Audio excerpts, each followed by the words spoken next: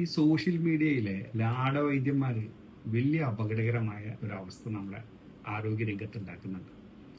നമ്മൾ പരിശോധിക്കേണ്ടത് നീതി ആയോഗിന്റെ കണക്ക് പ്രകാരം കേരളം പൊതുവെ എല്ലാ കാലത്തും ഒന്നാം സ്ഥാനത്താണ്. അതിപ്പോ കേരളത്തിന്റെ പൊതു റെക്കോർഡുകൾ നോക്കിക്കഴിഞ്ഞാൽ കേരളത്തിലെ ആരോഗ്യരംഗം, പൊതു ആരോഗ്യ മേഖല, പ്രത്യേകിച്ച് ആരോഗ്യ പ്രവർത്തകരുടെ ലഭ്യത, മരണനിരക്കിലെ കുറവ്, HIV വ്യാപനത്തിനെതിരെയുള്ള പ്രചാരണം, പ്രതിരോധം, ഇതിലൊക്കെ തന്നെ കേരളം ഒന്നാം സ്ഥാനത്താണ്. ഇപ്പോഴും ഒന്നാം സ്ഥാനത്താണ്. എന്നാൽ പൊതുവെ മൊത്തം റാങ്കിങ്ങിൽ 4ാം സ്ഥാനത്തേക്ക് പോയിട്ടുണ്ട്.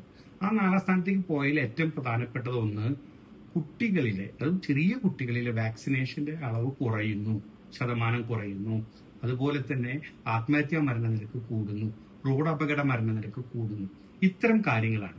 ഇതിൽ ഏറ്റവും പ്രധാനപ്പെട്ടത് ഈ വാക്സിനേഷനെതിരെയുള്ള വ്യാപകമായ പ്രചരണം, അതോടൊപ്പം തന്നെ ആരോഗ്യ രംഗത്തുള്ള ഈ ലാടവൈദ്യന്മാരുടെ പ്രചരണം. ഇത് രണ്ടും വലിയ അപകടം ഉണ്ടാക്കിയിട്ടുണ്ട്. ഇപ്പൊ ലാടവൈദ്യന്മാർ ഏറ്റവും ചെയ്യുന്നത് വാക്സിനേഷനെതിരെ, പ്രത്യേകിച്ച് കോവിഡിന് ശേഷം വാക്സിൻ കാരണമാണ് പെട്ടെന്ന് ചെറുപ്പക്കാർ മരിക്കുന്നതെന്നൊക്കെയുള്ള വ്യാജ പ്രചരണം വ്യാപകമായിട്ട് നടത്തുന്നുണ്ട്.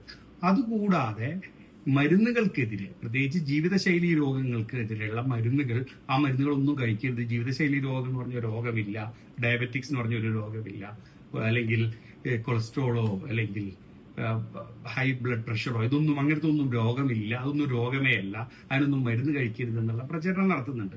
ഇത് തെറ്റായ പ്രചരണമാണെന്നുള്ളത് നമുക്ക് കൃത്യമായിട്ട് അറിഞ്ഞിരിക്കണം. കാരണം ഇത്തരം പ്രചരണങ്ങൾ കേരളത്തിന്റെ ആരോഗ്യ മേഖലയെയും അതുപോലെ തന്നെ മനുഷ്യന്റെ ജീവിതത്തെയും അപകടത്തിലാക്കുന്നു എന്നുള്ളത് നീതി ആയോഗിന്റെ സൂചിക നമ്മുടെ മുമ്പിൽ കാണിക്കുന്നു. അതിൽ ഏറ്റവും പ്രധാനപ്പെട്ടതാണ് കുട്ടികളുടെ വാക്സിനേഷൻ. ചെറിയ കുട്ടികളുടെ വാക്സിനേഷൻ എടുക്കുന്നതിൽ ഈ പ്രചാരണം നടത്തിയവർ വിജയിച്ചിരിക്കുന്നു. അതുകൊണ്ടാണല്ലോ ഈ പ്രചരണം, നീതി ആയോഗിന്റെ ഈ നിരക്കിൽ നമ്മൾ പുറകോട്ട് പോയിട്ടുള്ളത്. അതുപോലെ തന്നെ ഈ ജീവിതശൈലി രോഗങ്ങൾ എന്ന് പറഞ്ഞു കഴിഞ്ഞാൽ അത് ജീവിതശൈലി മാറ്റിയാലേ ആ രോഗം മാറുള്ളൂ, പൂർണ്ണമായിട്ട് മാറ്റാനൊക്കെ കഴിഞ്ഞേക്കാം. പക്ഷെ അത് വന്നു കഴിഞ്ഞാൽ അതിന് അനുപാതികമായ മരുന്നുകൾ ഡോക്ടർമാർ, അത് ഡോക്ടർ അല്ലെങ്കിൽ ആ മരുന്ന് എന്ന് പറഞ്ഞാൽ അലോപ്പതി തന്നെയാണ്. അലോപ്പതിയിലൂടെയുള്ള മരുന്നുകൾ കൃത്യമായി ഡോക്ടർമാരെ കൺസൾട്ട് ചെയ്ത് കഴിക്കൽ നിർബന്ധമാണ്. മറ്റേത് തരത്തിലുള്ള ആൾട്ടർനേറ്റീവ് മെഡിസിനും അതെല്ലാം ആൾട്ടർനേറ്റീവ് മെഡിസിനുകളാണ് എന്നുള്ള ബോധ്യത്തിലായിരിക്കണം. അല്ലാതെ ഇത് ഒരു യഥാർത്ഥ മെഡിസിൻ അല്ല എന്നുള്ളതും അതിനൊരു ഒരു താൽക്കാലിക ആശ്വാസത്തിനോ അല്ലെങ്കിൽ ഒരു ഈ ശാസ്ത്രമൊക്കെ വളരുന്നതിന് മുമ്പുണ്ടായ പ്രാകൃത ചികിത്സാ രീതികളൊക്കെ തന്നെയാണത്. അതിലെല്ലാം തെറ്റാണെന്നൊന്നും പറയുന്നില്ല, അതിലെല്ലാം ചിലതെല്ലാം നല്ലതുണ്ടാവാം. പക്ഷെ അതിനെ വെച്ചുകൊണ്ട്, അതായത് ഇപ്പോ ഈ പ്രകൃതി ചികിത്സ അല്ലെങ്കിൽ ആയുർവേദം അല്ലെങ്കിൽ ഹോമിയോ, മറ്റ് യുനാനി, അക്വാപങ്ചർ, അങ്ങനെയുള്ള പലതരത്തിലുള്ള ആൾട്ടർനേറ്റീവ് മെഡിസിനുകളുണ്ട്. ഇത്തരം മെഡിസിനുകളൊന്നും മോശമാണെന്നല്ല പറയുന്നത്.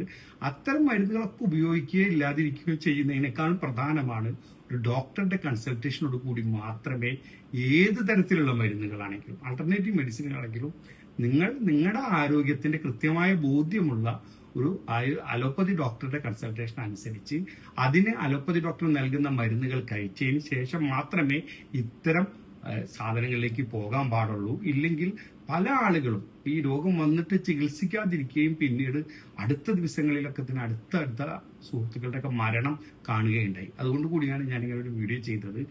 ഇത്തരം കൃത്യമായ രീതിയിൽ ഡോക്ടർമാർ പറഞ്ഞു കഴിഞ്ഞാൽ, അതിപ്പോ കൊളസ്ട്രോൾ കൂടുതലാണെങ്കിൽ കൊളസ്ട്രോളിന്റെ മരുന്ന് കഴിക്കുക, BP ആണെങ്കിൽ BPയുടെ മരുന്ന് കഴിക്കുക, ഷുഗർ ഉണ്ടെങ്കിൽ ഷുഗറിന്റെ മരുന്ന് കഴിക്കുക.